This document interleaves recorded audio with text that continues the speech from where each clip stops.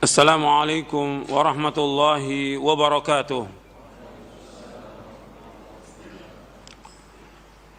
إن الحمد لله نحمده ونستعينه ونستغفره ونعوذ بالله من شرور أنفسنا ومن سيئات أعمالنا. من يهده الله فلا مضل له ومن يضلل فلا هادي له. أشهد أن لا إله إلا الله وحده لا شريك له وأشهد أن محمدًا عبده ورسوله. يا أيها الذين آمنوا اتقوا الله حق تقاته ولا تموتن إلا وأنتم مسلمون. يا أيها الناس اتقوا ربكم الذي خلقكم من نفس واحدة وخلق منها زوجها وبث منهما رجالا كثيرا ونساء واتقوا الله الذي تساءلون به والأرحام إن الله كان عليكم رقيبا. يا أيها الذين آمنوا اتقوا الله وقولوا قولا سديدا يصلح لكم أعمالكم ويغفر لكم ذنوبكم ومن يطع الله ورسوله فقد فاز فوزا عظيما.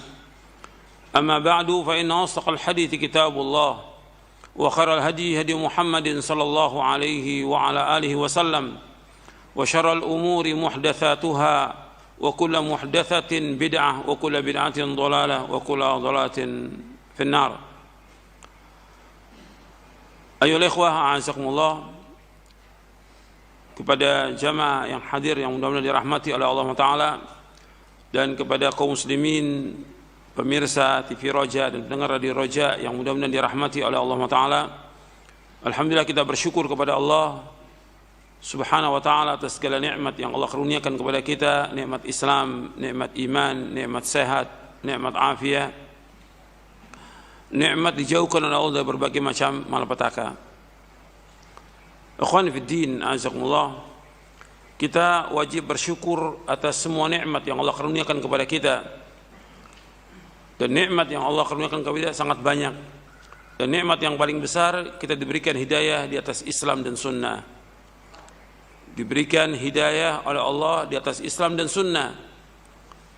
Kita ngaji, nuntut ilmu, mempelajari Al-Quran dan sunnah ala fahmi salaf. Ini merupakan nikmat yang paling besar dari semua nikmat yang ada. Makanya kita wajib mensyukurinya dan kita wajib untuk mengamalkannya. Ikhwan fiddin, azakumullah, kita bandingkan nikmat ini merupakan nikmat yang besar. Kalau kita bandingkan dengan yang lain, kita bisa tahu misalnya nikmat sehat ketika kita bandingkan dengan sakit, itu terasa nikmat sehat itu kenikmat yang luar biasa. Begitu juga ketika kita nggak punya sesuatu kemudian diberikan Allah rezeki, kita bandingkan nikmat itu besar dibandingkan orang yang tidak punya apa-apa. Makanya seorang mukmin, seorang mukminah, dia harus wajib untuk terus bersyukur kepada Allah atas semua nikmat. Nikmat yang paling besar nikmat hidayah. Ketika kita diberikan hidayah di atas Islam dan sunnah, kita belajar Al-Quran wa sunnah al-fahmi salaf, ini nikmat yang paling besar dari semua nikmat. Ketika kita bandingkan dengan orang-orang yang tidak dapat hidayah, tidak dapat petunjuk, atau mereka mengikuti aliran-aliran yang sesat, pemahaman yang sesat, golongan-golongan yang sesat, seperti yang disebutkan baik dalam Al-Quran maupun dalam sunnah Nabi SAW yang sahih. Kita bersyukur di atas nikmat hidayah ini.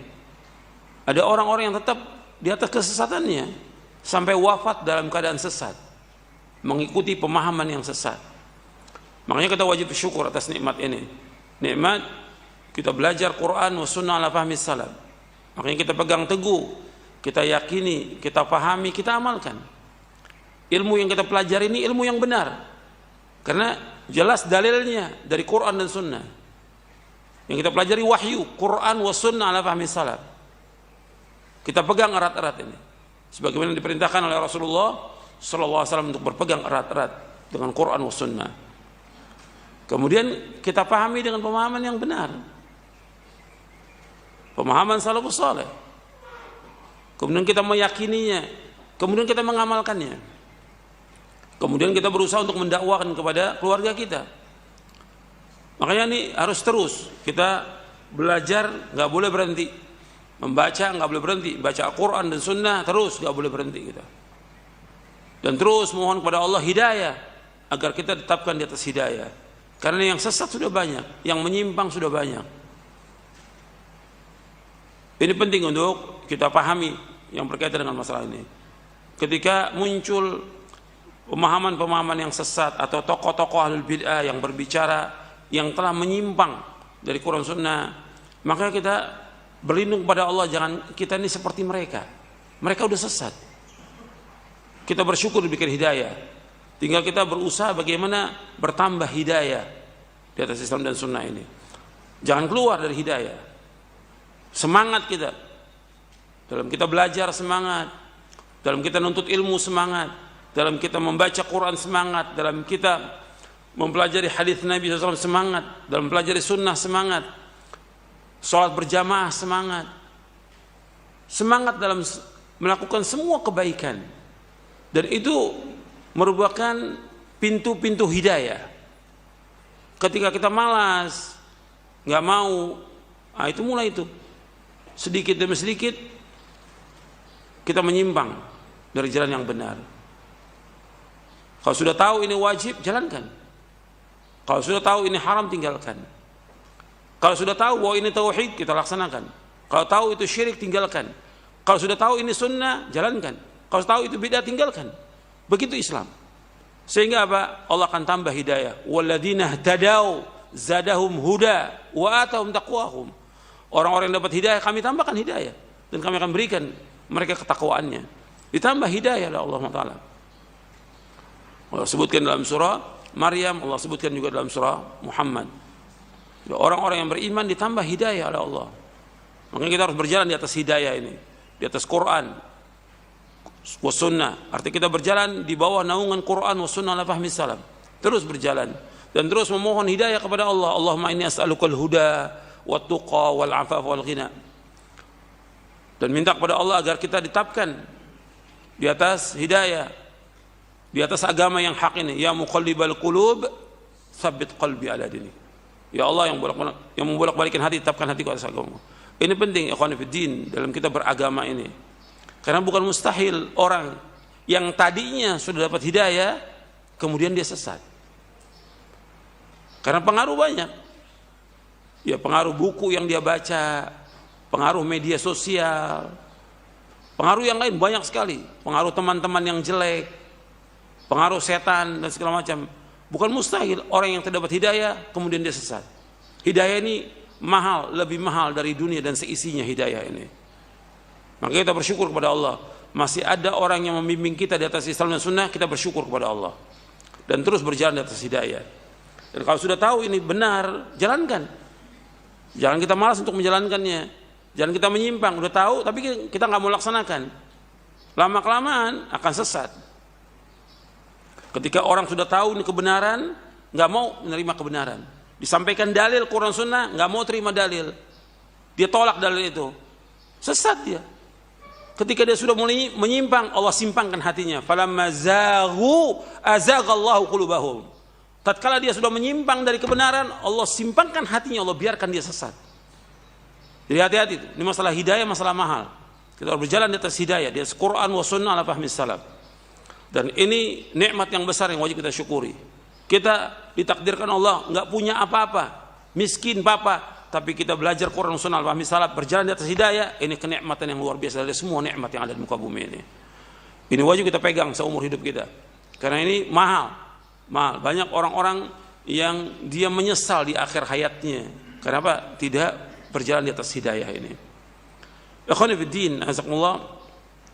Kita akan lanjutkan kajian kita dari Syarah Aqidah Ahlussunnah wal Jamaah. Kita masih membahas poin yang ke-24 tentang wajibnya mencintai Nabi Muhammad sallallahu alaihi wa ala alihi wasallam. Kita masih membahas poin yang ke-24, yaitu wajibnya mencintai Nabi Muhammad sallallahu alaihi wa ala alihi wasallam. Kita sudah membahas dari mulai halaman 253. Yang pertama, wajibnya mencintai dan mengagungkan Nabi Muhammad sallallahu alaihi wasallam. Kemudian kita juga sudah membahas tentang poin yang kedua, konsekuensi dan tanda-tanda cinta kepada Rasulullah sallallahu alaihi wa ala alihi wasallam. Sekarang kita masuk yang ketiga. Yang ketiga yaitu wajibnya mentaati dan menadani Rasulullah sallallahu alaihi wa ala alihi wasallam.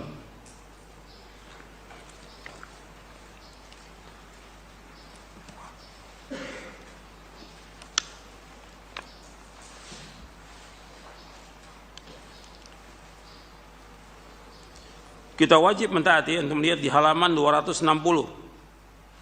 Kita sekarang bahas yang ketiga, wajibnya mentaati dan meneladani Nabi Muhammad sallallahu alaihi wasallam. Kita wajib mentaati Nabi sallallahu alaihi wasallam dengan menjalankan apa yang diperintahkannya dan meninggalkan apa yang dilarangnya. Hal ini merupakan konsekuensi dari syahadat kesaksian bahwa beliau adalah Rasulullah, yaitu utusan Allah. Dalam banyak ayat Al-Quran Allah memerintahkan kita untuk mentaati Nabi Muhammad sallallahu alaihi wasallam. Di antaranya yang diiringi dengan perintah taat kepada Allah. Sebagaimana Allah berfirman, ya ayyuhalladzina amanu atiiullaha wa atiiur rasul. Wahai orang-orang yang beriman, taatilah Allah dan taatilah Rasul, yaitu Muhammad sallallahu alaihi wasallam. Kemudian juga Allah berfirman dalam surah An-Nisa ayat 80. Man yuti'ir rasula faqad ata Allah wa man tawalla fama arsalnaka 'alaihim hafidha. Barang siapa yang mentaati Rasul, maka sungguhnya dia telah mentaati Allah. Dan barang siapa berpaling dari ketaatan, maka ketahuilah kami tidak mengutusmu Muhammad untuk menjadi pemelihara mereka. Di sini Allah menyebutkan barang siapa yang taat kepada Rasul sallallahu alaihi wasallam, maka berarti dia taat kepada Allah. Berarti wajib taat kepada Nabi Muhammad SAW, dan ini mutlak ketaatannya. Wajib untuk mentaati beliau sallallahu alaihi wasallam. Dengan taat kepada Rasulullah berarti kita taat kepada Allah Subhanahu wa taala. Dan dengan taat kepada Rasulullah, Allah akan memberikan rahmat kepada kita. Allah berfirman dalam surah An-Nur. Kalau yang tadi man yuti'ir rasul faqad ata Allah, barang siapa yang taat kepada Rasul maka dia taat kepada Allah, itu dalam surah An-Nisa ayat 80. Kemudian dalam surah An-Nur di ayat 56, wa ati'ur rasula la'allakum turhamun, dan taatlah kepada Rasulullah agar kamu diberikan rahmat. Arti dengan taat kepada Rasulullah maka Allah akan memberikan rahmat, dan juga taat kepada Allah dan juga taat kepada Rasulullah Allah akan memberikan hidayah. Allah juga sebutkan dalam surah An-Nur di ayat 54, wa in tuti'uhu tahtadu, dan seandainya kalian mentaatinya, maksud mentaati Nabi Muhammad sallallahu alaihi wasallam, maka Allah akan memberikan petunjuk. Jadi taat kepada Rasulullah SAW, Allah akan memberikan rahmat. Taat kepada Rasulullah SAW, Allah akan memberikan hidayah. Taat kepada Rasulullah SAW, Allah akan mencintai orang yang mentaatinya. Dan Allah SWT mengancam orang-orang yang mendurhakai Rasulullah SAW. Allah berfirman dalam surah An-Nur di ayat 63, falyahdharil ladzina yukhalifuna an amrihi an tusibahum fitnatun aw yusibahum adzabun alim. Maka hendaklah orang-orang yang menyalahi perintah Rasulullah SAW takut akan mendapatkan cobaan atau ditimpa azab yang pedih. Falyahdharil ladzina yukhalifuna an amrihi an tusibahum fitnatun aw yusibahum adzabun alim. Hendaklah orang-orang yang menyalahi perintah Rasulnya, an amri yaitu perintah Rasulnya SAW, akan ditimpa cobaan yaitu fitnah atau ditimpa azab yang pedih. Artinya hendaknya mereka itu takut jika hatinya ditimpa fitnah kekufuran, ketika orang itu tidak taat kepada perintah Rasulullah sallallahu alaihi wasallam, maka akan ditimpa kekufuran, ditimpa nifak, kemunafikan, dan juga bid'ah. atau siksa yang pedih di dunia, baik itu berupa pembunuhan, hukuman had, pemenjaraan, atau siksa lainnya yang disegerakan. Allah telah menjadikan ketaatan dan mengikuti Rasulullah SAW sebagai sebab hamba mendapatkan kecintaan Allah dan ampunan atas dosa-dosanya. Dan Allah menjadikan ketaatan kepada Nabi SAW sebagai petunjuk dan mendurhakainya sebagai satu kesesatan. Jadi taat kepada Rasulullah SAW ini mutlak. Ketika orang itu tidak taat kepada Rasulullah SAW, maka akan ditimpa fitnah atau ditimpa azab yang pedih. Dan Allah memerintahkan seperti yang sudah kita baca ayatnya dalam surah Al-Hasyr, surah 59 ayat 7, kita melihat di halaman 258, Allah berfirman, "Wa ma atakumur rasulu fakhudhuhu wa ma nahakum anhu fantahu wattaqullaha innallaha syadidul iqab." Apa saja yang datang kepada kamu dari Rasul, maka kamu ambil laksanakan. Yang dilarang kamu tinggalkan. Bertakwalah kepada Allah, sesungguhnya Allah itu sangat keras siksanya. Kita kembali kepada ayat ini. Ini dalam surah Al-Hasyr ayat 7. Dalam surah An-Nur ayat 63 ini disebutkan orang yang menyalahi perintah Rasulullah akan ditimpa fitnah. Ketika dia tidak taat kepada Rasulullah akan ditimpa fitnah berupa kekufuran, kenifakan, dan juga bid'ah atau siksa yang pedih di dunia, atau juga pembunuhan, atau diberikan hukuman oleh ulil amri, atau dipenjara atau yang lainnya. Ini yang berkaitan dengan fitnah ketika orang menyalahi sunnah Rasulullah SAW, atau ditimpa azab yang pedih, itu nanti di akhirat bagi orang-orang yang menyalahi sunnah Rasulullah akan ditimpa azab yang pedih. Karena ketika Allah menyebutkan tentang wajibnya kita mentaati Rasulullah SAW dan mengambil apa yang beliau bawa dan menjauhkan apa yang beliau larang, di akhirnya Allah sebutkan wattaqullaha innallaha syadidul iqab, yang tadi kita baca ayatnya dalam surah Al-Hasyr ayat 7. Bertakwalah kepada Allah, Allah itu sangat keras siksanya. Berarti orang yang menyalahi Rasulullah SAW akan ditimpa azab, akan ditimpa siksa ketika dia tidak mentaati Rasulullah. Maka mentaati Rasulullah ini mutlak, wajib kita untuk mentaati Rasulullah sallallahu alaihi wa ala alihi wasallam. Ketika orang tidak mentaati Rasulullah akan ditimpa fitnah, kemunafikan, hukuman yang berat, dan yang lain banyak sekali ancamannya bagi orang-orang yang tidak mentaati Rasulullah SAW. Apa aja? Rasulullah menyuruh untuk mentauhidkan Allah, kita wajib mentauhidkan Allah. Rasulullah SAW memerintahkan untuk mentaati kedua orang tua, kita wajib untuk mentaati. Rasulullah memerintahkan kita untuk sholat berjamaah, wajib sholat berjamaah. Ketika dia tidak sholat berjamaah akan terkena fitnah. Wajib. Ini dalil banyak hadisnya. Wajib. Dan yang lainnya, ketika Rasulullah memerintahkan untuk berpegang kepada sunnah beliau, kita wajib untuk berpegang sunnah beliau. Ketika melanggar akan ditimpa fitnah. Dan ini untuk semuanya. Makanya kita wajib hati-hati. Jangan kita melihat atau pertimbangan orang atau manusia. Yang kita ikut dalil dari Quran dan Sunnah. Ini sering saya ulang-ulang berkali-kali. Yang kita ikut dalil, wajib mengikuti Rasulullah SAW. Kalau sudah ada dalil dari Quran dan Sunnah, ikuti dalil itu. Jangan lihat kepada perkataan manusia, jangan lihat perkataan orang, jangan lihat kepada orang banyak. Contoh kita, teladan kita adalah Rasulullah SAW. Jadi Allah mengabarkan, kita lanjutkan, Allah mengabarkan bahwa di Rasulullah SAW terdapat teladan yang baik bagi segenap umatnya.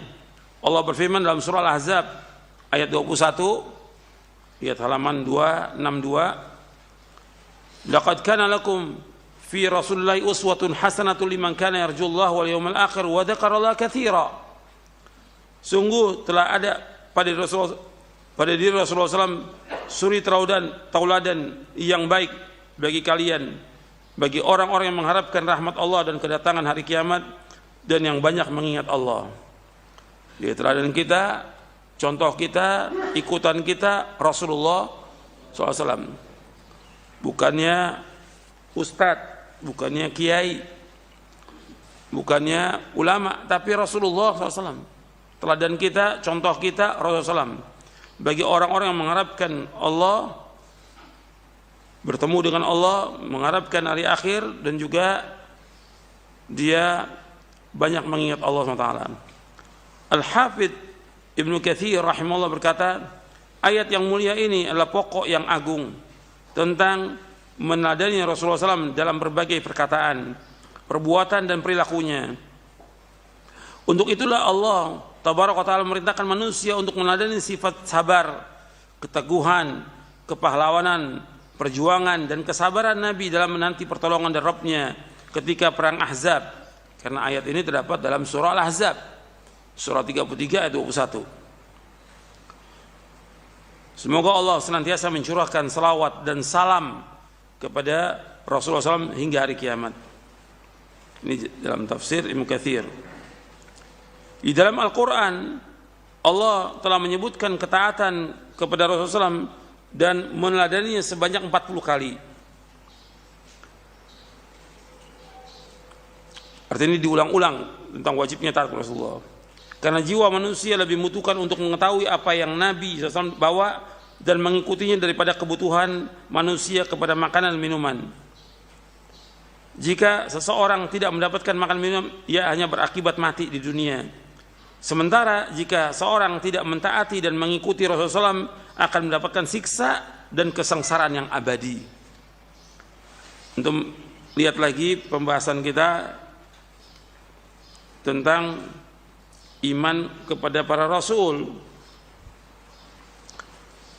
Antum mungkin lihat, antum sudah catat dan saya sudah bacakan ketika kita membahas poin yang ke-22. Antum lihat antum.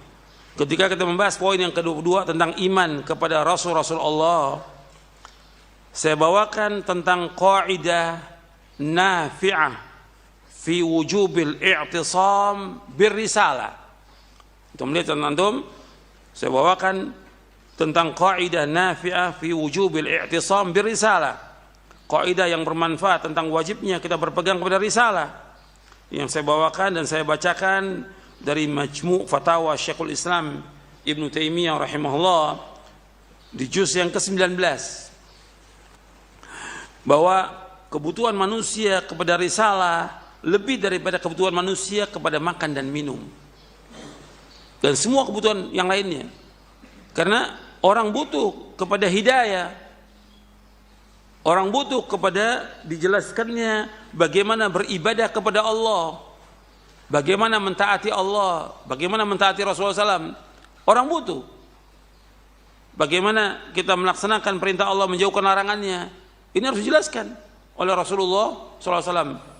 Makanya setiap umat masih ada Rasul, karena hidayah dibutuhkan oleh manusia lebih daripada kebutuhan makan dan minum.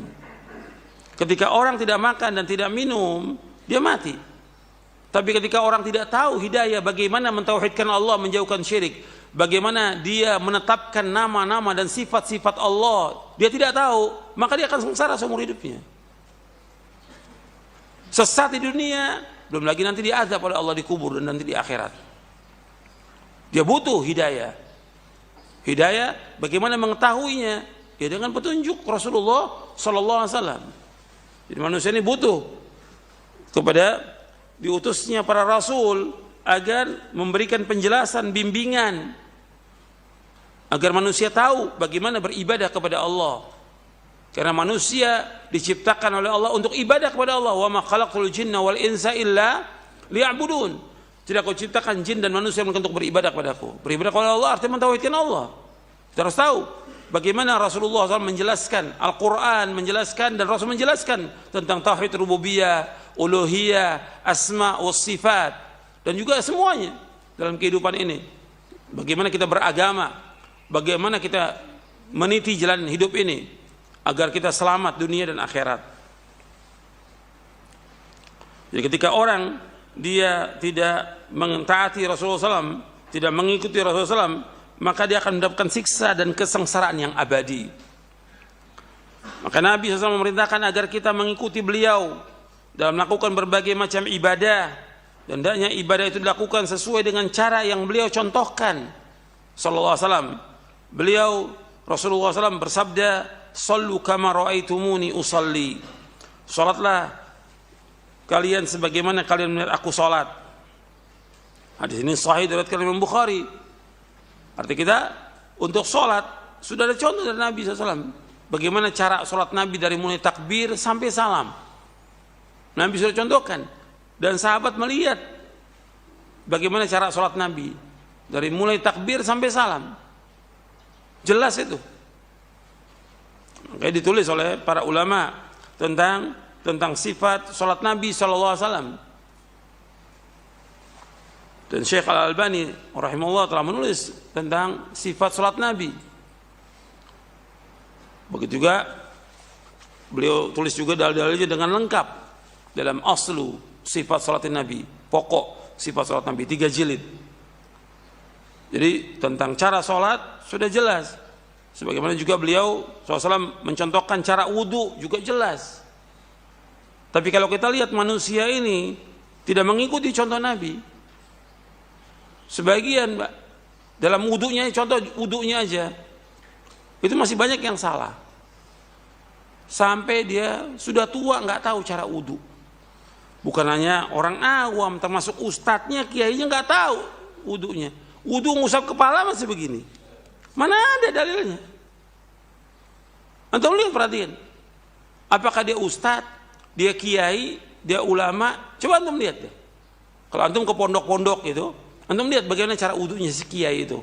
Masih kalau wudu kepala begini. Mana ada? Nggak ada dalilnya sama sekali. Yang ada ini dibasahkan dari depan kepala sampai ke tengkuk, dikembalikan lagi ke depan, diusap telinga 1 kali. Itu yang ada dalilnya. Ini banyak yang salah dalam wudu aja. Bayangkan tuh, dari mulai dia kecil sampai dia tua seperti itu. Bagaimana muridnya? Itu baru masalah wudu, belum sholat. Bagaimana takbirnya, bagaimana bacaan sholatnya, bagaimana ruku, bagaimana sujud, dan yang lainnya. Dia harus tahu, belajar. Dan itu nggak lama, sebentar untuk belajar tentang cara sholat Nabi SAW. Kita wajib menilai Rasulullah bukan melihat kepada ustadz atau kiai. Yang kita ikut Rasulullah dengan apa? Dengan baca hadis-hadisnya, lengkap sudah. Baik itu di Sahih Bukhari, Muslim, Abu Dawud, Tirmidzi, Nasai, Ibnu Majah, Ahmad, dan yang lainnya sudah ada. Begitu juga berkaitan dengan masalah haji. Nabi bersabda SAW, "Litakhudhu anni manasikakum." Dan akan mengambil tata cara manasik haji kalian dariku.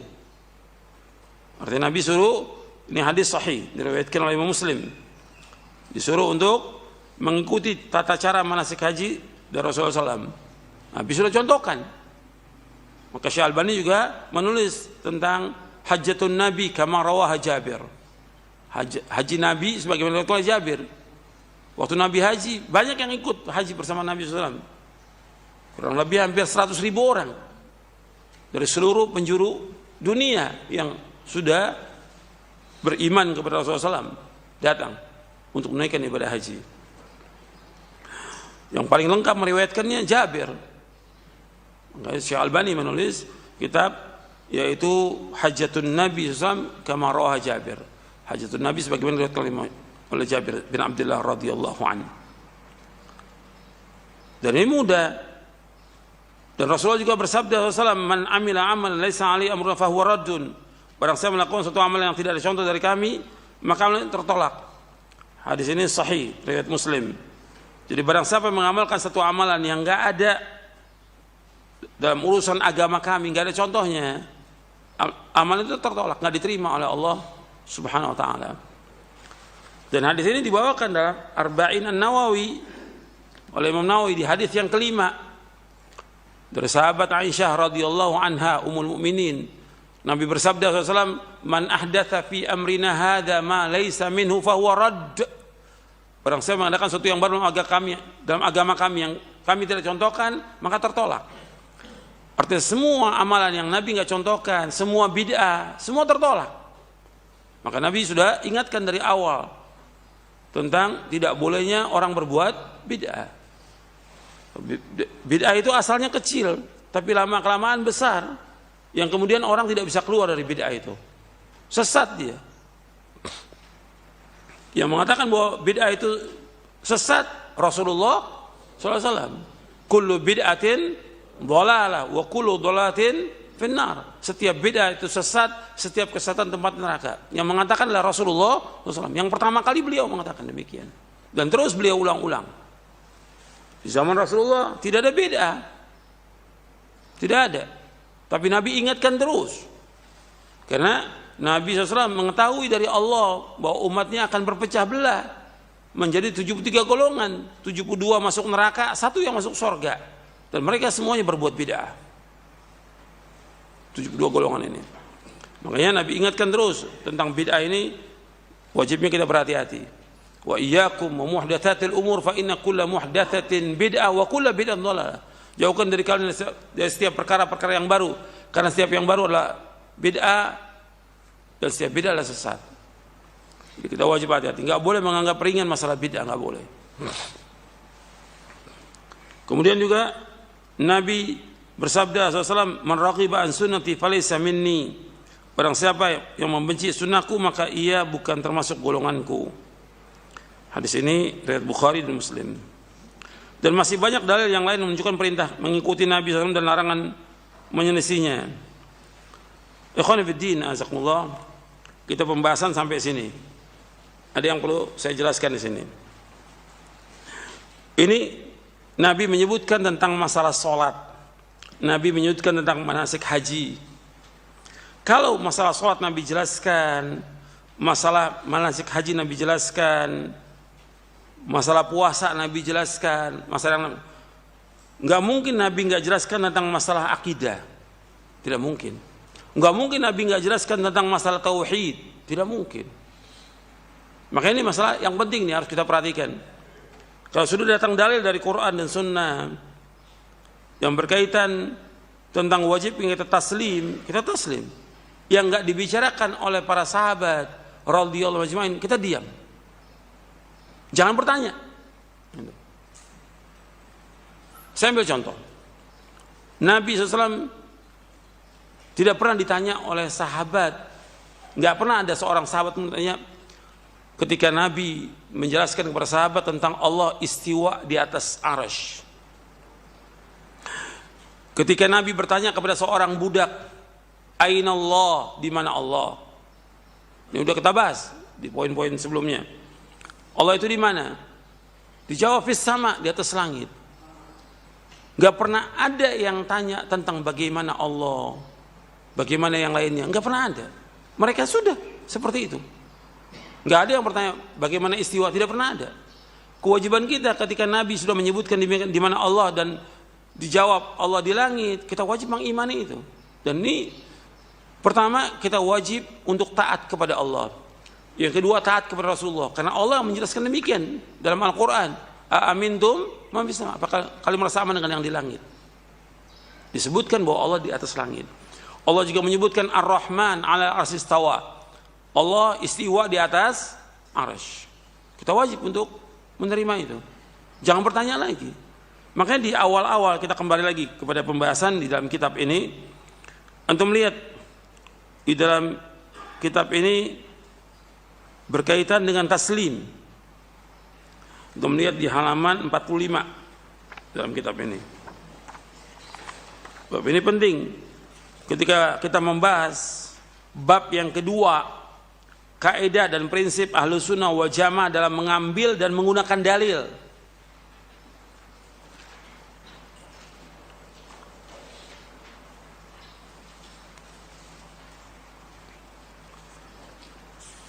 Sudah ketemu bab yang kedua di halaman 47. Halaman 47. Nah, di halaman 48-nya di poin yang kelima, di halaman 48 di poin yang kelima disebutkan dalam kaidah-kaidah Ahlus Sunnah dalam mengambil dalil. Ini prinsip ini penting. Ketika orang mengatakan di Ahlus Sunnah wal Jamaah, maka harus ada kaidahnya dalam dia beragama. kaidah dalam dia belajar, kaidah dalam dia menuntut ilmu. Ini kaidah ini yang disepakati oleh para ulama. Yang kelima dalam kaidah ini yaitu berserah diri, taslim, patuh dan taat hanya kepada Allah dan Rasulnya secara lahir dan batin. Tidak menolak sesuatu dari Al-Quran dan Sunnah yang sahih. Tidak boleh menolaknya dengan kias analogi, arti dengan perbandingan. Nggak boleh menolak Quran dan Sunnah dengan perasaan. Nggak boleh menolak Al-Quran dan Sunnah dengan kasyf, iluminasi, atau penyingkapan tabir rahasia, sesuatu yang gaib.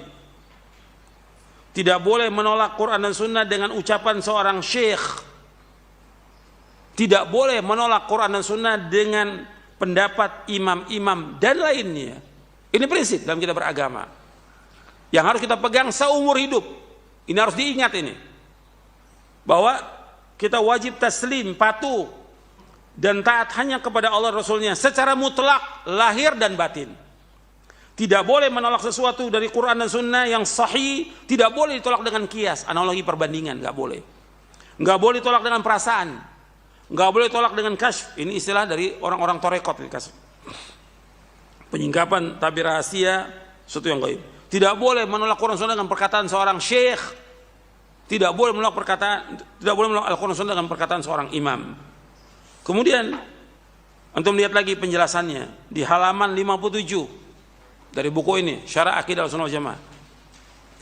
Penjelasan kaidah yang kelima dijelaskan oleh Imam Muhammad bin Syihab Az-Zuhri rahimahullah yang wafat tahun 124 Hijriah. Beliau berkata, minallahi ar-risalah wa 'ala rasuli al-balagh wa 'alaina taslim. Allah yang menganugerahkan risalah, yaitu mengutus para rasul alaihi wassalam dan mengutus Nabi Muhammad sallallahu alaihi wasallam. Wa 'ala rasuli al-balagh, dan kewajiban rasul menyampaikan risalah. Dan ini sudah disampaikan semuanya. Quran dan Sunnah sudah disampaikan oleh Nabi Muhammad SAW. Sudah sempurna agama ini. Maka Allah berfirman, al-yauma akmaltu lakum dinakum wa atmamtu alaikum ni'mati wa raditu lakumul islam madina. Pada hari ini aku sempurnakan bagimu agamamu. Aku telah cukupkan nikmatku atasmu dan aku ridho Islam menjadi agama bagimu. Dalam surah Al-Maidah, surah yang kelima ayat 3. Sudah sampaikan semuanya, nggak ada yang disembunyikan, sama sekali nggak ada. Kemudian wa alaina taslim, dan kewajiban kita lah untuk tunduk dan taat. Ini perkataan ini diriwayatkan Imam Bukhari dalam kitab Tauhid di Sahih Bukhari. Nanti Anda bisa lihat dalam Fathul Bari di juz yang ke-13 di halaman 503. Jadi kewajiban, perhatikan, dilanjutkan halaman 58-nya.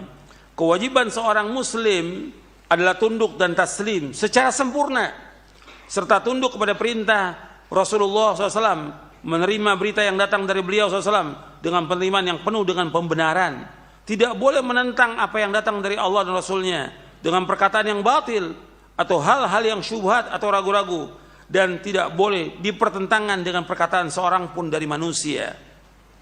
Penyerahan diri, tunduk patuh dan taat kepada perintah Allah dan Rasulnya merupakan kewajiban seorang muslim. Taat kepada Allah dan Rasulnya adalah mutlak. Taat kepada Rasulullah SAW berarti taat kepada Allah subhanahu wa ta'ala. Allah azza wa jalla berfirman, man yuti'ir rasula faqad ata Allah wa man tawalla fama arsalnaka alaihim hafidha. Barang siapa yang mentaati Rasul yaitu Muhammad SAW, maka sungguhnya ia telah mentaati Allah. Dan barang siapa berpaling dari ketaatan, maka ketahuilah kami tidak mengutusmu Muhammad untuk menjadi pemelihara mereka. Surah An-Nisa ayat 80. Allah juga berfirman dalam surah An-Nisa ayat 65. Allah berfirman, fala warabbika la yu'minun hatta yuhakkimuka fima shajara bainahum thumma la yajidu fi anfusihim harajan mimma qadaita wa yusallimu taslima. Maka demi Rabbmu, mereka belum dikatakan beriman sampai mereka menjadikan engkau Muhammad SAW sebagai hakim dalam perkara yang mereka perselisihkan di antara mereka. Kemudian mereka tidak ada rasa berat dalam hati mereka terhadap apa yang kau putuskan, dan mereka menerima dengan sepenuhnya. Di sini kewajiban untuk menjadikan Nabi Muhammad SAW sebagai hakim ketika terjadi masalah dalam kita beragama ini. Ketika ada masalah yang diperselisihkan, maka dijadikan Muhammad sebagai hakim. Kemudian setelah diputuskan, nggak boleh ada rasa haraj, rasa benci, rasa kesal, rasa berat, nggak boleh. Yang ketiga, wajib taslim, tunduk dan patuh. Kalau enggak demikian, enggak dikatakan beriman. Kalau tidak ada tiga ini, tidak dikatakan beriman. Kemudian Allah berfirman lagi dalam surah An-Nur ayat 51. Allah berfirman, "Innama kana qaulal mu'minina idza du'u ila Allah wa rasulihi liyahkuma bainahum ay yaqulu sami'na wa ata'na wa ulaika humul muflihun." Hanya ucapan orang-orang mukmin yang apabila mereka diajak kepada Allah Rasulnya agar Rasul memutuskan perkara di antara mereka, mereka berkata, kami mendengar dan kami taat. Dan mereka itulah orang yang beruntung. Jadi ketika ada dalil dari Quran dan Sunnah, sami'na wa ata'na, jangan dibantah. Ketika orang membantah dalil itu, atau dia menolak dengan perasaan atau dengan perkataan seorang ustadz atau syekh atau yang lain, pasti sesat dia. Pasti sesat. Lebih jelas lagi di ayat selanjutnya, di surah Al-Ahzab ayat 36. Allah berfirman, "Wa ma kana lil mu'minin wala mu'minatin idza qada Allah wa rasuluhu amran ay yakuna lahumul khiyaratu min amrihim wa may ya'sillaha wa rasulahu faqad dhalla dhalalan mubina." Dan tidak patut bagi laki-laki yang mukmin dan perempuan yang mukmin apabila Allah Rasulnya telah menetapkan suatu ketetapan, tidak ada pilihan yang lain bagi mereka tentang urusan mereka. Dan barang siapa yang mendurhakai Allah Rasulnya, maka sungguh ia telah tersesat dengan kesesatan yang nyata. Arti ketika dia menolak apa yang Allah dan Rasulnya sudah putuskan, dia pilih yang lain menurut pikirannya atau perasaannya, menurut dia baik, berarti dia durhaka pada Allah Rasulnya. Durhaka. Kalau udah durhaka, maka dia sesat. Dan kesesatan dari ahlul bidah ya di sini diantaranya. Dalil sudah ada jelas, dia nggak mau ikut dalil, dia cari jalan yang lain. Seperti tadi, sudah jelas Allah menyebutkan Ar-Rahman alal arsy istawa. Allah istiwa di atas arsy. Jelas nasnya, 7 ayat dalam Al-Quran. Allah juga menyebutkan bahwa Allah di atas langit, di atas arsy. Bahkan semua kalimat di atas. Artinya semua kalimat ini dibawa ke atas. Ilaihi yas'adul kalimut thayyib wal 'amalu shalih yarfa'u. Semua kalimat itu dan amal soleh diangkat ke langit. Kalau diangkat ke langit berarti Allah di mana? Di atas. Ini dalil semua banyak, ratusan dalil. Bahkan dikatakan Ibnu Qayyim 2000 dalil. Masih dikatakan, oh maksudnya begini, istiwa itu begini maksudnya. Bukan di atas, tidak dalam alam, tidak di luar alam. Tidak. Lantas di mana? Bahwa kalau kita katakan di atas, di aras berarti Allah butuh tempat. Yang mengatakan itu kan manusia. Sekarang kita wajib menetapkan Allah di atas, wajib ditetapkan. Ketika dia tidak menetapkan, berarti dia membantah. Yang dibantah oleh dia apa ini? Dalil dari Quran Sunnah. Sesat atau tidak? Sesat, pasti sesat sudah. Ini jelas loh, nas ini. Bukan perkataan saya, dalil ini. Allah mengatakan Allah di atas aras, jelas dalilnya, masih bingung. Wajib imani, selesai sudah. Para sahabat mengimani. Dan gak ada yang tanya bagaimana Allah istiwa, tidak ada yang tanya. Makanya ketika di zaman Imam Malik ada yang bertanya, di zaman tabi'ut tabi'in, abad kedua, dari zaman Rasul gak ada yang tanya bagaimana istiwa. Atau orang-orang Baduy dari gunung, maksudnya istiwa bagaimana, gak ada yang tanya sama sekali pada Nabi SAW. Maka ketika Imam Malik ditanya, Imam Malik diam sampai keluar keringat. Belum pernah ada yang bertanya. Ketika ditanya Ar-Rahman kaifal istiwa, bagaimana istiwa? Dijawab oleh Imam Malik rahimahullah, al-istiwa'u ma'lumun wal kaif majhulun wal imanu bihi wajib was su'alu anhu bid'ah. Istiwa itu sudah diketahui tentang maknanya dalam bahasa Arab. Orang sudah tahu istiwa. Wal kaifiyah, tentang kaifiatnya enggak ada yang tahu kaifiatnya. Karena zat Allah enggak ada yang tahu tentang kaifiatnya, begitu juga tentang sifat Allah enggak ada yang tahu tentang kaifiatnya. Kemudian wal imanu bi wajib, mengimani wajib. Was su'alu anhu bid'ah, dan menanyakan tentang masalah bid'ah. Nanti sama semua. Seperti Allah Nabi SAW dalam hadis yang sahih Riwayat Imam Bukhari, Muslim dan yang lainnya. Allah turun ke langit dunia ketika tinggal sepertiga malam. Wajib kita tetapkan. Karena apa? Rasulullah yang menetapkan demikian. Ini adab kepada Rasulullah. Wajib untuk taat kepada beliau. Rasulullah menyebutkan demikian. Sudah, berarti Allah turun ke langit dunia. Allah tetap di atas arsy, Allah juga turun ke langit dunia. Kita wajib menetapkan demikian. Kemudian jangan ditanya, bagaimana turunnya? Enggak boleh. Atau kita mengatakan, oh yang dimaksud turun rahmatnya. Dari mana keterangan itu? Ini kan dari ra'yu semuanya. Bukan dari dalil. Makanya saya sebutkan di sini. Kita kembali kepada penjelasan sini. Seorang hamba akan selamat dari siksa Allah apabila ia mentauhidkan Allah dengan ikhlas dan ittiba kepada Rasulullah SAW. Tidak boleh, artinya dia ikhlas semata karena Allah dan mengikuti contoh Rasulullah. Tidak boleh mengambil kepada selain beliau SAW sebagai penulis hukum, dan tidak boleh redha kepada hukum selain hukum beliau. Apapun yang Allah Rasulnya putuskan tidak boleh tolak dengan pendapat seorang guru, pendapat imam, qiyas dan lainnya.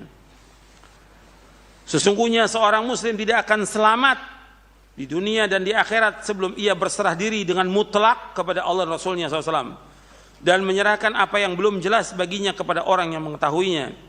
Hal tersebut artinya berserah diri kepada nas-nas Al-Quran dan nas-nas As-Sunnah, tidak menentangnya dengan pentakwilan yang rusak. Ini banyak pentakwilan yang rusak yang sekarang ini mentakwil tentang istiwa, tentang yang lainnya ditakwil dengan syubhat dan keraguan dan pendapat orang. Ini pasti sesat. Makanya ikhwan fillah, azakumullah, ini masalah iman penting, jangan dibantah. Ketika orang itu membantah, sesat. Dalil dibantah, Quran dan Sunnah dibantah, sesat. Meskipun hebat retorikanya dia, berdebatnya, sesat.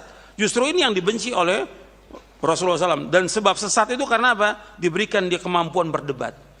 Nah, sekarang ada tokoh-tokoh bidah ngajak berdebat. Tentang apa? Tentang akidah, tauhid. Yang sudah jelas, hatta orang Baduy aja taslim, terima. Dia mau debat tentang Allah di atas arsy itu. Bagaimana dia mau debat dalil Quran dan Sunnah? Sesat, pasti sesat sudah. Antum lihat dalilnya. Bahwa orang yang membantah itu sesat, dalilnya ada di sini. Antum lihat di halaman 63. Dari Abu Umamah Al-Bahili radhiyallahu anhu, ia berkata, Rasulullah SAW bersabda, "Ma dhalla qaumun ba'da hudan kanu alaihi illa utul jadal." Tidaklah satu kaum itu sesat setelah mendapatkan hidayah kecuali apabila di kalangan mereka diberi kebiasaan berdebat, kepandaian berdebat. Jadi orang pandai berdebat bukan berarti dapat hidayah, enggak. Justru dia tadinya dapat hidayah, kemudian sesat dengan kehebatan dia berdebat. Artinya udah jelas dalil, dia debat. Kemudian Rasul membacakan ayat dalam surah Az-Zukhruf ayat 58, "Ma darabuhu laka illa jadala bal hum qaumun khasimun." Mereka tidak memberikan perumpamaan itu kepadamu melainkan dengan maksud membantah saja. Sebenarnya mereka adalah kaum yang suka bertengkar, suka membantah. Ini hadis sahih. Diriwayatkan, hadis ini hasan, diriwayatkan Imam Tirmidzi, Ibnu Majah, Ahmad, Tabrani dalam Mu'jamul Kabir dan Al-Hakim. Kemudian Aisyah radhiyallahu anha berkata, Rasulullah SAW bersabda, "Inna abghadar rijali ilallahi al-aladul khasimu." Sesungguhnya orang yang paling dibenci oleh Allah adalah orang yang paling keras membantahnya. Hadis sahih riwayat Bukhari, Muslim, Tirmidzi, Nasai dan Ahmad. Jadi orang yang paling dibenci oleh Allah, orang yang paling keras membantah. Dalil Quran dan Sunnah dibantah. Ini orang yang paling dibenci oleh siapa? Oleh Allah SWT. Tidak diragukan lagi bahwa orang yang tidak taslim kepada Rasulullah SAW maka telah berkurang tauhidnya. Orang yang berkata dengan ra'yunya, logikanya, hawa nafsunya atau taklid kepada orang yang punya ra'yu dan mengikuti hawa nafsu tanpa petunjuk dari Allah, maka berkuranglah tauhidnya menurut kadar jauhnya ia dari ajaran Islam yang dibawa oleh Rasulullah SAW. Sesungguhnya ia telah menjadikan sesembahan selain Allah. Berkurang sesat orang itu. Allah berfirman dalam surah Al-Jathiyah surah 45 ayat 23, afara'aita man ittakhadha ilahahu hawahu wa adallahu Allah ala ilmin wa khatama ala sam'ihi wa qalbihi wa ja'ala ala basarihi gishawatan fama yahdi min ba'dillah afala tadhakkarun. Maka pernahkah kamu melihat orang yang menjadikan hawa nafsunya sebagai Tuhannya? Tidakkah engkau perhatikan tentang orang yang menjadikan hawa nafsunya sebagai Tuhannya dan Allah membiarkan dia sesat dengan sepengetahuannya, dan Allah telah mengunci pendengaran dan hatinya serta meletakkan tutup atas penglihatannya, maka siapakah yang mampu memberi petunjuk setelah Allah membiarkannya sesat? Mengapa kamu tidak mengambil pelajaran? Artinya ada, tidakkah engkau perhatikan tentang orang yang menjadikan hawa nafsunya sebagai Tuhan? Hawa nafsunya sebagai Tuhan. Kemudian Allah membiarkan sesat dengan pengetahuannya. Sebagian mufassir menafsirkan bahwa Allah sesatkan dia dengan dasar pengetahuan Allah, sesatkan dia. Yang kedua, wa adallahu Allah ala ilmin, artinya Allah sesatkan dia dengan dasar ilmunya yang dia pelajari itu. Jadi bukan mustahil ada orang yang belajar puluhan tahun mendapatkan gelar doktor atau profesor, kemudian dia sesat dengan ilmunya itu. Bukan mustahil, sesat dia. Wa adallahu Allah ala ilmin.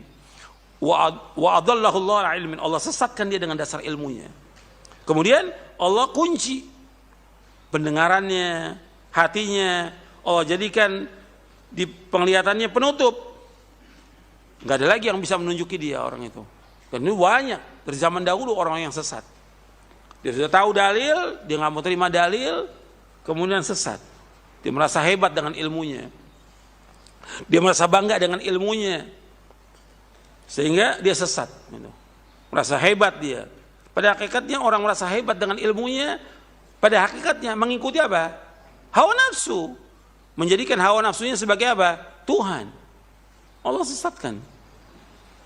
Makanya ketika orang diajak pada Quran dan Sunnah tidak mau taat, pada hakikatnya kata Allah dia mengikuti hawa nafsu. Allah sebutkan dalam surah Al-Qasas untuk melihat. Jadi ada orang yang sudah dikasih dalil, diingatkan dengan dalil, tapi tetap dia tidak mau. Berarti dia mengikuti hawa nafsunya. Kalau dia mengikuti hawa nafsu, sesat atau tidak? Pasti sesat. Kalau mengikuti hawa nafsu, pasti sesat. Di surah Al-Qasas, surah 28 ayat 50. Allah berfirman, "Fa illam yastajibu laka fa'lam annama yattabi'una ahwa'ahum wa man adallu mimman ittaba hawa bighairi hudan minallah innallaha la yahdil qaumadh dhalimin." Apabila mereka tidak memenuhi panggilanmu, tidak taat kepada Rasulullah SAW, ketahuilah sesungguhnya mereka mengikuti hawa nafsu mereka. Dan tidak ada orang yang paling sesat melainkan orang yang mengikuti hawa nafsunya tanpa petunjuk dari Allah. Sesungguhnya Allah tidak menunjuki orang-orang yang zalim. Sampai sini jelas. Ya, satu lagi saya mau bawakan. Tidak ada di buku Syarah Aqidah Al-Sunnah. Ikhwani fi din, azakumullah. Ini berkaitan dengan taat kepada Allah, taat kepada Rasulullah. Ini berkaitan dengan adab. Masalah adab masalah penting dalam agama ini. Maka para ulama dulu belajar adab dulu baru belajar ilmu. Adab ini penting. Al-Imam Ibnu Qayyim rahimahullah dalam kitabnya Madarijus Salikin, beliau menjelaskan di juz yang kedua, beliau menyebutkan tentang masalah adab. Beliau menjelaskan wal adabu thalathatu anwa'. Adab itu ada 3 macam. Adabun ma'allah subhanahu, wa adabun ma'a rasulihi wa syar'i, wa adabun ma'a khalqihi. Yang pertama adab kepada Allah subhanahu wa ta'ala. Yang kedua adab kepada Rasulnya SAW dan syariatnya. Yang ketiga adab kepada makhluknya. Dan kemudian ketika beliau Ibnu Qayyim rahimahullah menjelaskan tentang ta'riful adab, wal adabu huwa dinu kulluhu. Adab ini merupakan agama, seluruhnya agama. Karena bagaimana adab kepada Allah? Ya adab kepada Allah dijelaskan Ibnu Qayyim, wala yastaqimu Anal adab ma Allah tabaraka wa ta'ala huwal qiyamu bidinihi wa ta'adub bi adabihi zahiran wa batinan.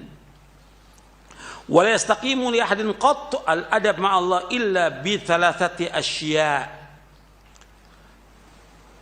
Dijelaskan bahwa adab kepada Allah yaitu melaksanakan agamanya dan beradab dengan adabnya lahir dan batin. Tidaklah lurus agama seseorang kecuali dia beradab kepada Allah dengan 3 perkara. Yang pertama, ma'rifatuhu bi asma'ihi wa sifatihi. Yang kedua, wa ma'rifatuhu bi dinihi wa syar'ihi.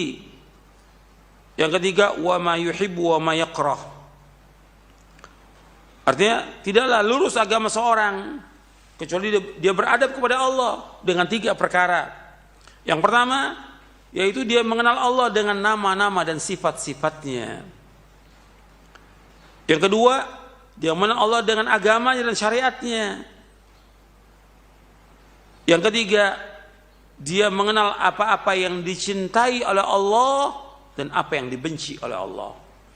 Jadi yang pertama, dia mengenal Allah dengan nama-nama dan sifatnya. Yang kedua, dia mengenal Allah dengan agamanya dan syariatnya. Yang ketiga, yaitu dia melaksanakan apa yang dicintai Allah dan menjauhkan apa yang dibenci. Jadi apa yang dicintai dan dibenci. Ini adab kepada Allah. Kita wajib melaksanakan adab ini. Seperti berkaitan dengan nama Allah. Sudah kita bahas tentang kaidah-kaidah dalam nama-nama dan sifat Allah. Kita wajib menetapkan semua nama dan sifat-sifat Allah. Enggak boleh kita tolak, enggak boleh kita bantah, enggak boleh kita mengingkari nama dan sifat Allah. Tidak boleh kita mentakwil, tidak boleh kita menyerupakan Allah dengan makhluknya, tidak boleh kita menanyakan tentang bagaimana sifat Allah. Itu ada di dalam kitab ini, dalam Syarah Aqidah Sunnah wal Jamaah di halaman 162,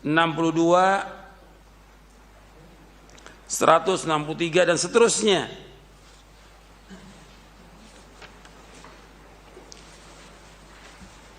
Artinya kita wajib mengimani nama-nama sifat Allah dengan menetapkan apa yang telah Allah tetapkan atas dirinya dan telah ditetapkan oleh Rasulullah SAW bagi Allah, tanpa tahrif, tanpa menyelewengkan dari makna yang sebenarnya kepada makna yang lain, tanpa ta'til, artinya tidak boleh kita mengingkarinya, tanpa takyif, tidak boleh kita menanyakan tentang bagaimana sifat Allah, dan tanpa tamthil, tidak boleh kita menyerupakan Allah dengan makhluknya, karena Allah tidak sama dengan makhluknya. Laisa kamitslihi syai'un wa huwas samiul basir. Allah enggak sama dengan makhluknya. Allah enggak sama dengan sesuatu apapun juga, dan Allah Maha mendengar dan Allah Maha melihat. Kita wajib menetapkan, dengan kita menetapkan Allah seperti Allah istiwa, kita wajib menetapkan Allah istiwa, tapi istiwanya Allah tidak sama dengan istiwanya makhluk. Allah menyebutkan bahwa Allah punya wajah.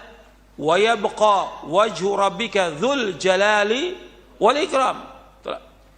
Akan tetap wajah Allah yang maha mulia, yang maha mulia wajah Allah. Kita wajib tetapkan, tapi bagaimananya nggak boleh. Menanyakan tentang bagaimana nggak boleh, menyamakan dengan makhluknya nggak boleh. Tapi kita wajib apa? Menetapkan. Ini adab kepada Allah Subhanahu wa ta'ala. Kita menetapkan tanpa kita menyerupakan, dan kita menyucikan tanpa kita mengingkari. Menetapkan semua sifat-sifat Allah dan menafikan persamaan sifat Allah dengan makhluknya. Laisa kamitslihi syai'un wa huwas samiul basir. Tidak ada satupun yang serupa dengan Allah, dan Allah itu Maha mendengar dan Allah Maha melihat. Ini adab kepada Allah. Berkaitan dengan apa? Dengan nama-nama dan sifat.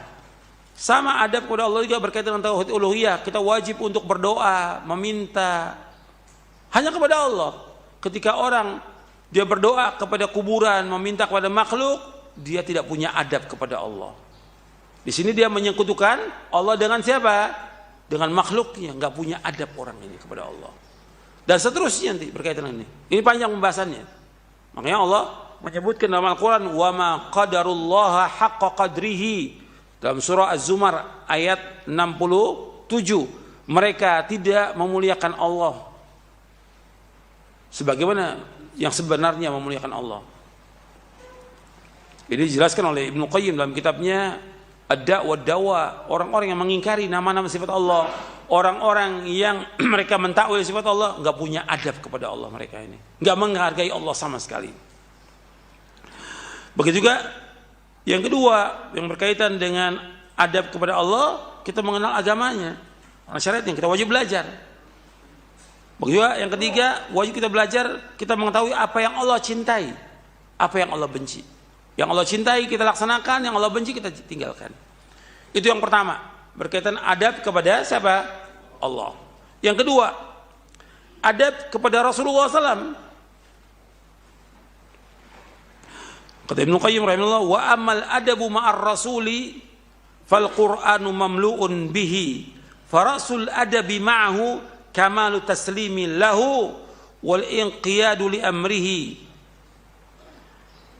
wa talaqqa khabarahu bil qabuli wa tasdiqi duna ay yahmilahu mu'aratu khayalin batil yusammihi ma'qulan aw yahmiluhu syubhatan aw syakkan aw yuqaddimu alai ara' ar-rijal wa zubalati adhanihim fayuwahhiduhu bit tahkim wa taslim wal inqiyadi wal id'an. Kata Imam Ibnu Qayyim rahimahullah dalam kitabnya Madarijus Salikin di juz yang kedua. Yang kedua, adab kepada Rasul. Al-Quran penuh dengan adab. Pokok adab kepada Rasul yaitu kesempurnaan, taslim, tunduk kita, taat kita kepada siapa? Kepada Rasulullah. Tunduk dan taat kita kepada perintahnya dan menerima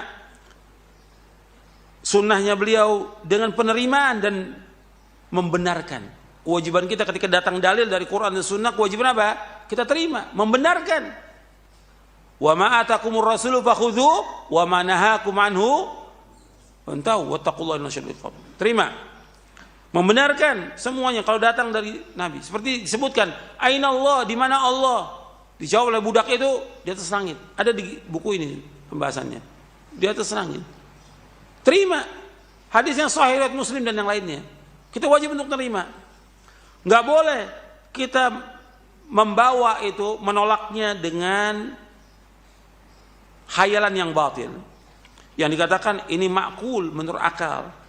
Atau dibawa kepada syubhat atau syak.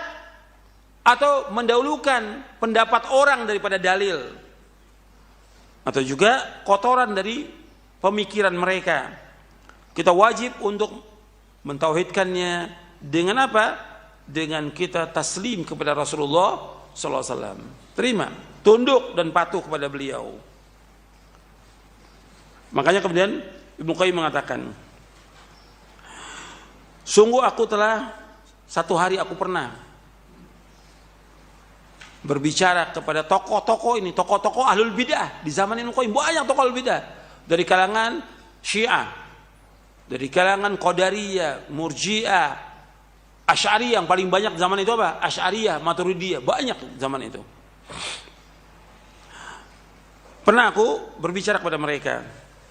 Aku bertanya, ya, laqad khatabtu yawman ba'da akabiri haula.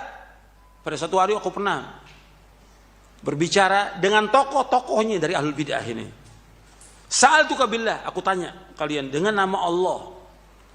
Lau qudira anna Rasulullah hayyun baina adhurina, kalau seandainya Rasulullah ini sekarang masih hidup, wa qad wajahna bi kalamihi wa bi khitabihi, akanna fardan alaina an nattabi'ahu min ghairi an na'rida ala ra'yi ghairi wa kalami wa madhhabi am la nattabi'u hatta na'rida ma sami'nahu minhu ala ara'in nas wa aqulihim. Kata Al-Imam Ibnu Qayyim, aku bertanya dengan nama Allah pada kalian. Kalau seandainya ditakdirkan Rasulullah hidup di antara kita, kemudian beliau menyampaikan sabda beliau kepada kita semuanya, bersabda depan kita semuanya ini, apakah wajib bagi kita mengikutinya tanpa kita menimbang-nimbang dengan perkataan orang atau perkataan tokoh atau madhab, atau kita tidak mengikutinya sampai kita mendengar perkataan manusia dan juga pendapat manusia. Kata mereka, bal kana al-fardul mubadara ila al-imtithal min ghairi iltifat ila siwahu. Bahkan wajib kita langsung terima. Kalau seandainya Nabi masih hidup sekarang berbicara tentang masalah tauhid atau masalah yang lainnya, apakah kita wajib terima atau kita tolak dengan perkataan orang lain? Kita timbang-timbang dulu. Kata mereka, wajib kita terima. Langsung, segera kita terima. Kemudian kata Ibnu Qayyim lagi, famalladzi nasakha hadzal fard? Apa yang memansuhkan, yang menghapus ini perintah ini? Nabi masih hidup atau Nabi sudah meninggal, wajib gak kita taat kepada Rasulullah? Wajib taat. Saya ulangi lagi, Nabi masih hidup SAW di zaman para sahabat, atau Nabi sudah meninggal, wajib gak kita taat kepada Rasulullah? Wajib taat. Sekarang apa yang membedakannya? Kalau di zaman Rasulullah para sahabat wajib untuk mentaatinya, begitu juga sekarang wajib untuk taat. Apakah beliau itu masih hidup atau sudah meninggal dunia, kewajiban kita untuk taat jelas nasihat Al-Quran dan Sunnah, wajib untuk taat pada beliau. Wa bi ayyi syai'in nusikh? Dengan apa dihapus ini perintah ini? Kalian masih menolak? Saya pikir-pikir dulu, menurut pendapatnya syekh ini begini, menurut ini. Kau sudah dalil, kewajiban apa? Ikut dalil. Enggak kata syekh, enggak kata ulama, enggak kata fulan, enggak, ikuti dalil. Ini penjelasan Ibnu Qayyim rahimahullah. Maka orang itu meletakkan fawadha isbahu ala fi. Diletakkan dia jarinya di mulutnya, bingung dia. Wa baqiya bahitan mutahayran, dia bingung dah. Ini tentang orang-orang yang sudah ada dalil masih menolak dengan apa? Dengan ra'yu, dengan hawa nafsu, dengan pendapat syekhnya atau imamnya. Kemudian yang ketiga, adab kepada makhluknya. Yang pertama adab kepada Allah, yang kedua adab kepada siapa? Rasulullah SAW. Yang ketiga adab kepada makhluk. Adab kepada makhluk yang pertama kali kepada siapa? Kepada kedua orang tua, wajib untuk taat. Kemudian kepada orang-orang yang berbuat baik kepada kita, kita berbuat baik. Kepada guru, berbuat baik. Kepada istri, kepada anak, kepada tetangga, kepada manusia. Kita harus bergaul dengan mereka dengan akhlak yang mulia. Bab Nabi bersabda, wa khaliqin nasa bi khuluqin hasan. Berakhlaklah kepada manusia dengan akhlak yang mulia. Kita harus bisa bergaul dengan manusia dan harus bisa memahami manusia. Berakhlak dengan akhlak yang mulia. Kata Imam Ibnu Qayyim yang terakhir, kata beliau begini, wa adabul mar'i unwanu sa'adatihi wa falahihi wa qillatu adabihi unwanu syaqawati wa bawarihi famastujliba khairud dunya wal akhirah bimithli adab wala sujliba hirmanuha bimithli qillatil adab. Adabnya seseorang merupakan tanda kebahagiaannya dan kesuksesannya, tanda bahagia dan suksesnya dia. Sedangkan qillatul adab, dia qalil adab, kurang ajarnya dia, merupakan tanda apa? Syaqawah, celakanya dia, wabawari, dan binasanya dia. Dan tidaklah diperoleh kebaikan dunia akhirat seperti adab, dan tidaklah terhalang seseorang dari kebaikannya seperti qalil adab. Kalau orang sudah qalil adab, kurang ajar, maka nggak ada kebaikan, udah terhalang dari kebaikan. Ini penjelasan Ibnu Qayyim dalam Majarijus Salikin di juz yang kedua. Wallahu a'lam wa sallallahu Muhammadin sallallahu alaihi wasallam. Mudah-mudahan bermanfaat. Wa akhiru da'wana alhamdulillahirabbil alamin. Barakallahu fikum wa jazakallahu khairan. Terima kasih pada Ustadz yang telah menyampaikan bimbingan yang bermanfaat untuk kita semuanya. Semoga Allah mudahkan kita untuk memahami dan mengamalkan ilmu ini dalam kehidupan kita sehari-hari. Berikut kami bacakan terlebih dahulu dari pesan singkat yang telah masuk. Dari Abdullah di Jakarta yang bertanya, Ustadz, bolehkah kita membantah seseorang yang sudah ma'ruf kesesatannya dan perkataannya dengan menghadirkan penjelasan dari asatidah kita di medsos, di media-media yang kita miliki, supaya orang-orang yang berteman dengan kita atau mengikuti kita mengetahui kesesatan orang ini dan mengetahui pula kebenaran yang hakiki di dunia medsos. Silahkan Ustaz. Fadhol. Alhamdulillah wassalatu wassalamu Rasulullah. Pertanyaannya bagus. Artinya boleh atau tidak ketika ada tokoh-tokoh bidah itu dia berbicara yang jelas menyimpang, sesat. Boleh nggak untuk kita bantah? Boleh. Tapi dakwah ini yang paling penting, yang asas. Ia mengajak manusia kepada ilmu yang benar, kepada Quran wa sunnah ala fahmi salaf. Itu yang pertama, itu dakwah, mengajak. Nah, ketika ada orang yang sesat dan memang menyesatkan manusia yang harus dibantah, boleh. Karena Allah menyebutkannya. Antum lihat di akhir surah An-Nahl. Allah berfirman, "Ud'u ila sabili rabbika bil hikmati wal mau'izatil hasanah wajadilhum billati hiya ahsan." Dalam surah An-Nahl Allah berfirman dalam surah An-Nahl, "Ud'u ila sabili rabbik." Artinya ajaklah manusia ini ke jalan Allah. Artinya dia disuruh untuk mengajak manusia ke jalan Allah. Kemudian setelah itu wal mau'izah dengan hikmah, artinya mengajak manusia ke jalan Allah dengan hikmah, artinya dengan dalil dari Quran dan Sunnah. Wal mau'izah dan juga dengan nasihat yang baik. Wajadilhum billati ahsan, dan debatlah mereka, bantahlah mereka dengan cara yang lebih baik. Dengan cara yang lebih baik apa? Ya bantah dengan dalil, bukan dengan ra'yu, dengan dalil dari Quran dan Sunnah. Inna rabbaka huwa'al man dhalla an sabili wa huwal muhtadin. Dan sungguhnya Rabb kamu mengetahui siapa yang sesat dari jalannya, dan Allah mengetahui siapa yang mendapatkan petunjuk. Artinya Allah tahu orang-orang yang sesat dan orang petunjuk. Kewajiban kita hanya menyampaikan, menjelaskan aja. Kalau mereka mau terima, alhamdulillah. Nggak terima, kita nggak rugi. Masih banyak jutaan manusia yang mau mengikuti dakwah ini. Jangan habiskan waktu kita buat membantah orang, jangan. Perhatikan itu. Jangan habiskan waktu kita untuk membantah orang. Bantah boleh. Bagi siapa? Bagi yang ahli, bagi yang berilmu. Kalau yang nggak berilmu jangan membantah. Antum nggak punya ilmu apa? Belajar. Kewajiban antum belajar. Tapi bagi yang berilmu, tahu ada orang yang sesat dan ini dia diumumkan, artinya di tempat yang besar atau di media sosial, boleh dibantah. Bahkan wajib untuk membantah supaya orang lain tidak sesat. Mendudukkan permasalahannya. Karena apa? Dia membawakan ayat, dipalingkan ayat itu dengan ra'yunya, dengan pendapat yang sesat. Nah, wajib kita luruskan. Kalau seandainya sudah kita sampaikan beberapa kali dan sudah cukup menurut kita, cukup, udah biarkan. Tinggal kita terus mengajak, masih jutaan orang yang mau ikut dakwah ini, masih jutaan orang. Ada 1-2 orang nggak mau ikut dakwah kita, nggak ada masalah, nggak ada masalah.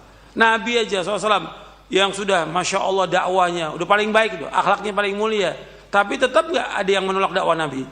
Ada. Yang mengingkari dakwah Nabi ada. Bahkan berusaha meracuni Nabi ada. Yang jadi munafik juga ada. Jadi tetap harus dakwah ini jalankan, sabar. Jangan habis waktu kita buat membantah, jangan. Sampaikan ilmu kepada umat ini dengan benar, dengan dalil. Adapun orang awam, kewajibannya dia belajar. Perhatikan tuh. Bukan ikut-ikut bantah, bukan. Jangan ikut juga di medsos, jangan. Orang awam belajar, itu ingat tuh. Kalau sudah belajar, amalkan. Itu nasihatnya para sahabat seperti itu dan para tabi'in.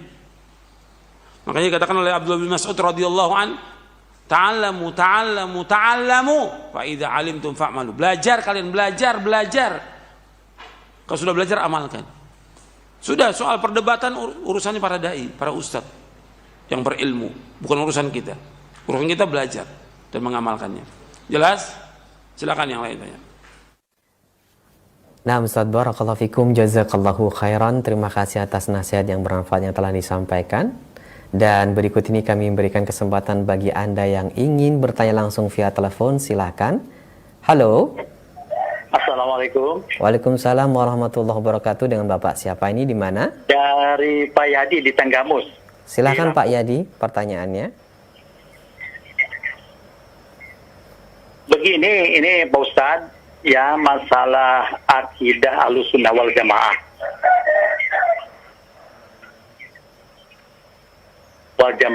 Jadi beberapa setahun ini saya pernah dengar salah satu ormas di Indonesia ini mengatakan bahwa yang masuk kategori Ahlussunnah wal Jamaah itu akidahnya Asy'ariyah, Maturidiyah, dan Zuriyah. Zuriyah itu saya kurang ini. Nah, ini maksud saya gini, Pak Ustadz ya.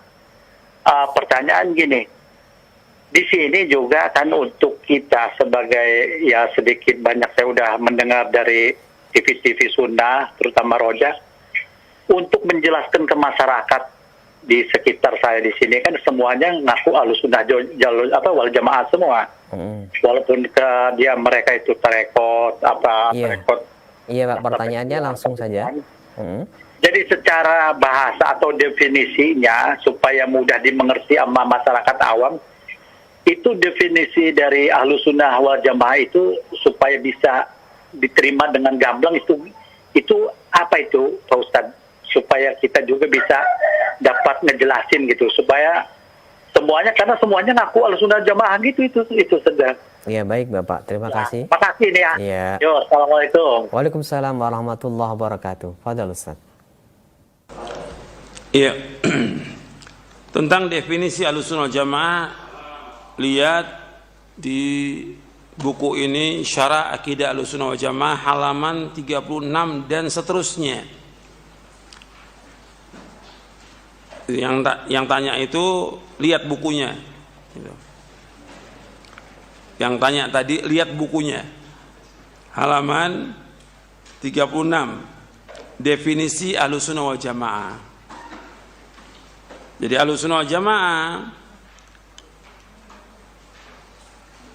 mereka yang menempuh seperti apa yang telah ditempuh oleh Rasulullah SAW dan para sahabatnya.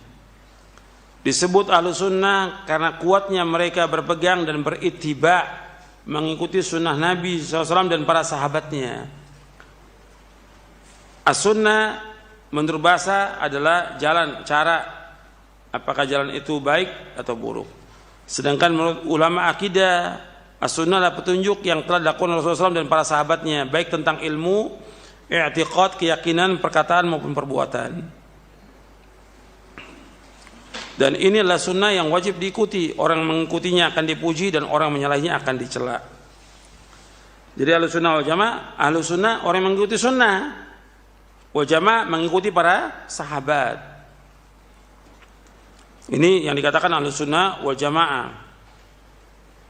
Jadi Ahlussunnah wal Jamaah itu yang mengikuti siapa? Yang mengikuti Rasulullah SAW dan para sahabatnya. Ahlussunnah wal Jamaah. Jadi Ahlussunnah wal Jamaah, untuk melihat di halaman 38. Ahlussunnah wal Jamaah adalah orang yang mempunyai sifat dan karakter mengikuti sunnah Nabi SAW dan menjauhi perkara-perkara yang baru dan bid'ah dalam agama. Itu Ahlussunnah wal Jamaah. Arti yang diikut oleh mereka itu Rasulullah SAW. Berarti ikut apa? Ikut dalil. Dan mereka mengikuti para sahabat. Karena para sahabat adalah mereka orang-orang yang dipuji oleh Rasulullah SAW. Khairun nasi qarni, sebaik-baik manusia pada masaku ini. Sebaik-baik manusia pada masaku tentang apanya? Bukan tentang wajahnya, bukan tentang hartanya, tapi yang terbaik tentang ilmunya, tentang pemahamannya, tentang akidahnya, tentang manhajnya, tentang ibadahnya, tentang akhlaknya. Mereka yang terbaik para sahabat. Tentang dakwahnya kita sudah mengikuti. Itu dikatakan Ahlussunnah. Kemudian disebutkan lagi bahwa Ahlussunnah ini orang yang belajar Quran dan Sunnah, belajar hadis. Makanya kata Imam Syafi'i, untuk melihat di halaman 41, dia orang yang belajar hadis, mempelajari hadis Nabi.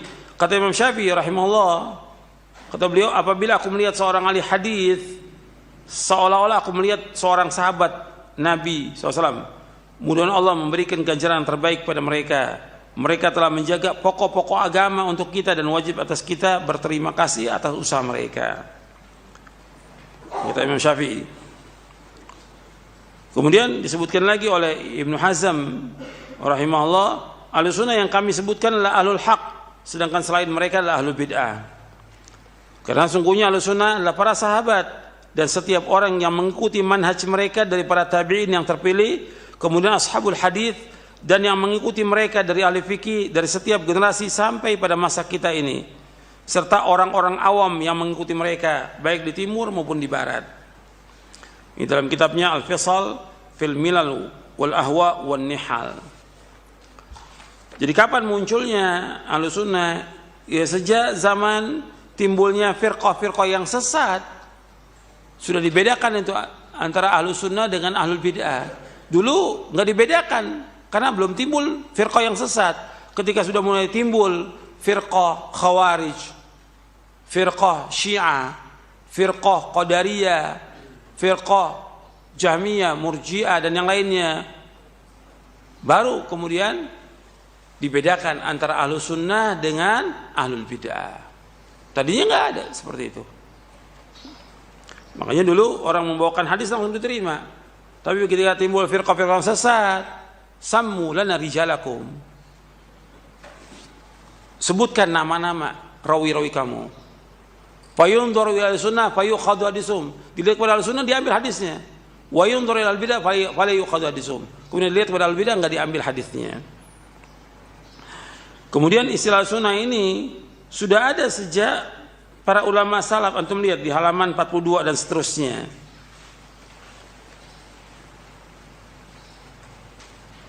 Jadi dikabarkan ketika meninggal seorang Ahlussunnah seolah hilang dari tubuhku. Aku wasiatkan kepada kalian untuk berpegang kepada Ahlussunnah, karena Ahlussunnah itu ghuraba asing. Alangkah sedikitnya Ahlussunnah wal Jamaah. Ini perkataan Imam Sufyan Ats-Tsauri yang wafat tahun 161 Hijriah.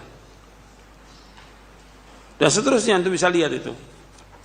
Itu tentang hakikat daripada Ahlussunnah. Kemudian apa yang disebutkan tentang Asy'ariyah, Maturidiyah dan lainnya, itu disebutkan oleh para ulama tidak termasuk dari Ahlussunnah. Karena apa? Karena berbeda dengan pemahaman Ahlussunnah. Sekarang kita ambil contoh tokohnya Asy'ariyah siapa? Imam Abul Hasan Al-Asy'ari.